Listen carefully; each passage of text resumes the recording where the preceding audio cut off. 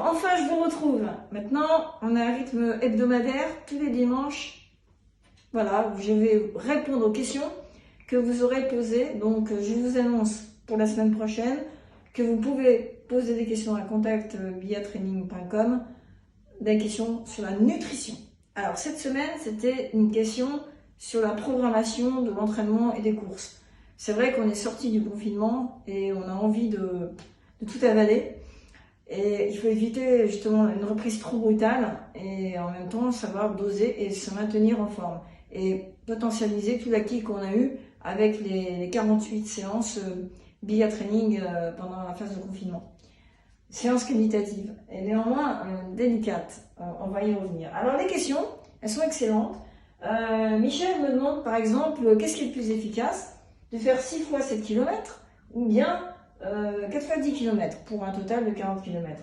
Moi je dirais que personnellement, c'est aussi une question de choix. Je préfère courir un peu tous les jours puisque je trouve que c'est un mode de vie, c'est une façon de bien dormir, de prendre l'air, etc.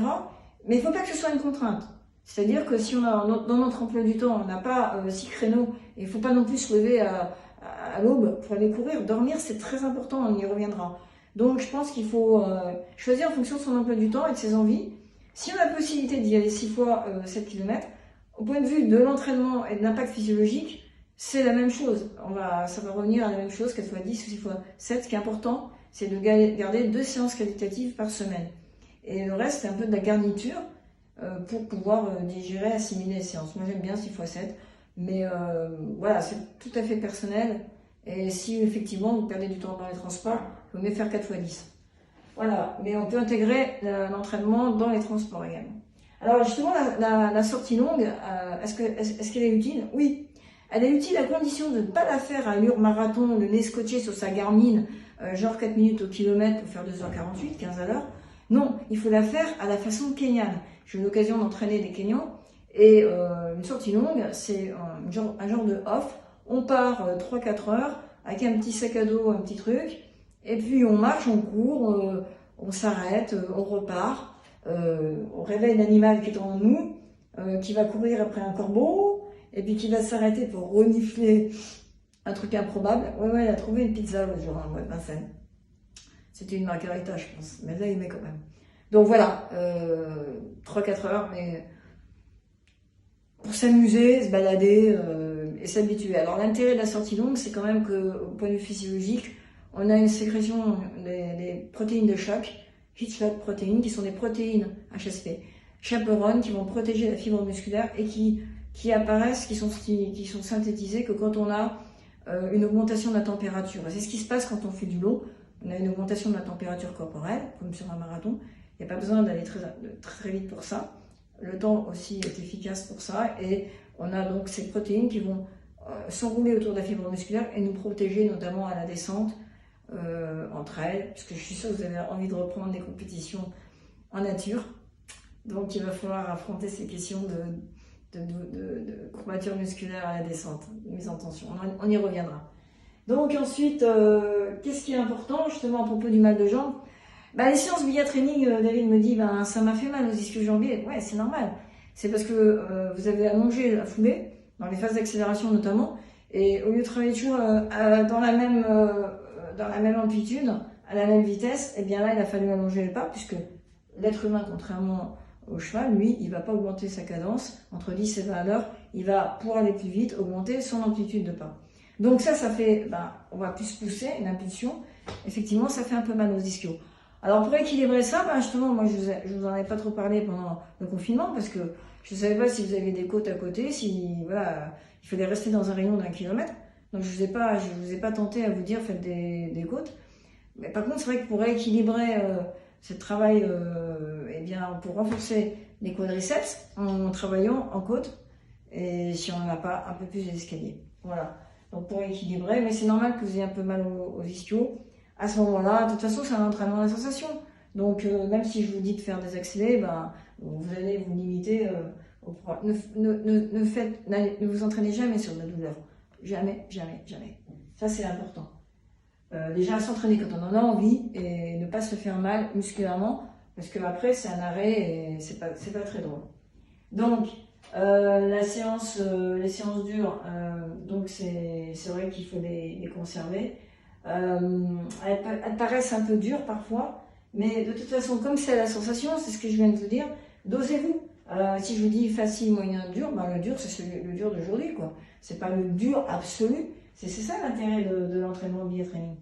D'ailleurs, on m'a sollicité pour réentraîner des gens après le Covid, parce qu'il y a pas mal de traîneurs, de coureurs dans la région pyrénéenne. Justement, l'hôpital de Tarbes m'a demandé si je voulais bien participer au réentraînement des gens qui auraient atteint le Covid, qui sont des traîneurs, des coureurs, etc. et qui ont envie de reprendre, mais quand même avec des précautions. Parce que l'entraînement à la sensation, c'est la clé de la reprise de l'entraînement, pour éviter de se faire mal. Alors, donc, pour les ultras, dans les 2 dernières semaines, bon, déjà, il y en a qui pensent aux ultras, c'est très bien.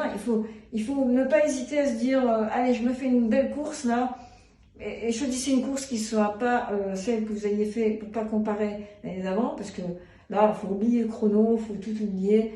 Ça va vous permettre de se dire, si je fais une course fin juillet, août, une belle course en nature, eh ben là, c'est pas le chrono qui compte, c'est juste le plaisir de le faire. Donc, pourquoi pas faire un ultra en marchant, mais bon, moi je préférais que vous cantonniez quand même aux 80 km, ce serait plus raisonnable, hein.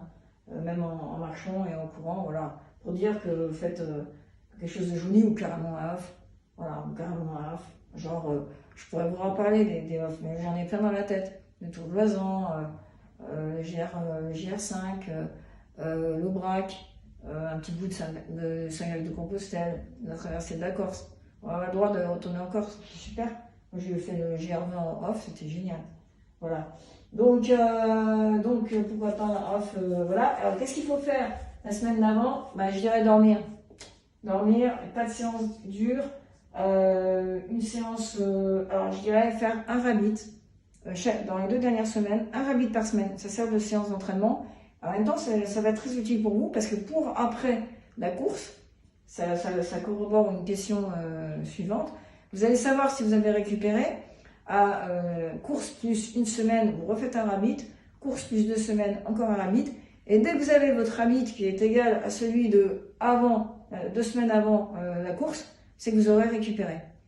Parce que vous aurez effectivement, pour la même sensation, vous aurez un rendu en vitesse qui sera, et en fréquence cardiaque, le même que celui avant la course. Donc cela vraiment, on va démontrer que vous aurez récupéré. Donc, quelles sont les séances que vous pouvez conserver pour maintenir le billet training avec tout ce qu'on a fait là, les 48 séances? Bon, bah, allez, je devrais pas le dire, je vais me faire taper sur les doigts. Bon, allez, je vous offre un code promo. Je vais vous dire, pour les personnes qui m'ont répondu pour cette première semaine à me donner des questions, pour le coup d'envoi. Donc il y a 2 personnes, là, notamment David et Michel. Et ben Michel, lui, il a réduit son budget chaussures pour pouvoir s'offrir du billet training. Bon, alors 2 choses, je lui offre un code promo de 50% sur le prochain billet training. À Michel, il se reconnaîtra, non, à David, il se reconnaîtra. Et à Michel aussi, parce que lui aussi, il a posé des bonnes questions. Et je vous annonce un partenariat avec Vitz et Passion Running. Donc, vous pouvez les commander sur Passion Running. Vous aurez un code promo sur les chaussures Vitz, parce qu'on m'a dit, voilà, quels sont les conseils pour les chaussures. J'ai un budget, je vais le mettre aussi dans l'entraînement. Donc, c'est du Made in France. Et on a décidé de s'allier notre force, puisque nous, on a un Open French Lab. Donc, on va tester leur proto, on va donner des données objectives, parce que c'est des artisans de génie.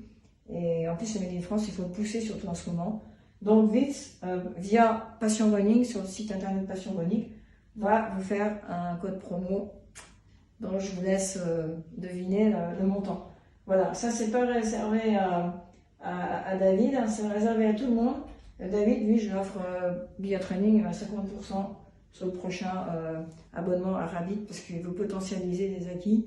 Il a déjà pris 2 ans d'abonnement avant, et voilà, donc pour poursuivre et qu'il puisse quand même se payer les chaussures, moi je vais faire ma part de job. Je fais des réductions sur l'entraînement, comme ça je suis sûre qu'il pourra se payer les bonnes godasses, notamment en Vitz, qui sont très intéressantes. Puis je fais en France quand même, hein. La prochaine fois, je boirai. Ouais. Allez, à la semaine prochaine. La semaine prochaine, nutrition. Envoyez-moi vos questions, hein. Voilà, bande de canailloux. Allez, bonne semaine.